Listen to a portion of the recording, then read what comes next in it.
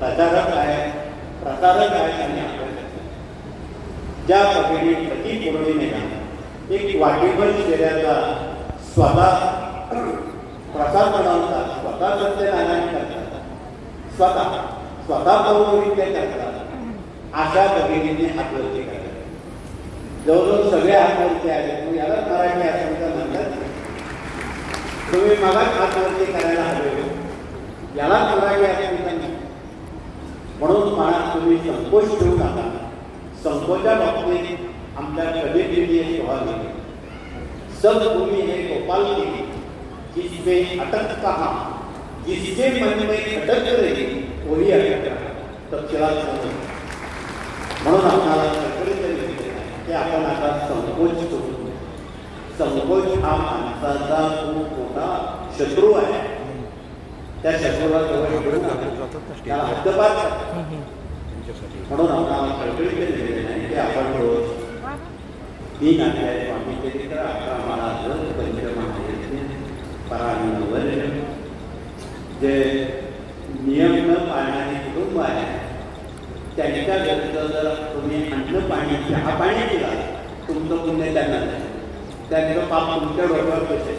उद्या तुम्ही म्हणाल आम्ही भागवत त्याला एवढं मोठा भागवत करताना एवढं मोठं पुण्य काठवडं आम्ही घरी घेऊन चाललो आहे. याबाबत सुद्धा आपण प्रकर्षाने विचार करा. भागवत हा खूप मोठा शेवटचा आधार असणारा मानवी समस्या निपटणारा खूप गुरुचरित्र करू नये, खूप यज्ञयाग करू नये. ज्यावेळी मानवी समस्या सुटत नाही म्हणून हा ग्रंथ लिहिण्याची उपलब्धी महर्षी व्यासांना. आणि महर्षींनी खूप वय झाल्यावर आपली खंत व्यक्त केली भगवान विष्णू.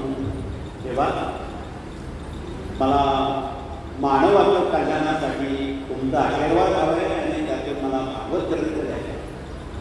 पण माझं वय झालं, मला हातात देखील म्हणता येत नाही, हात थरथर कापतोय. तुम्ही मला एखादा लिखाण करणारा व्यक्ती द्या किंवा कारकून द्या.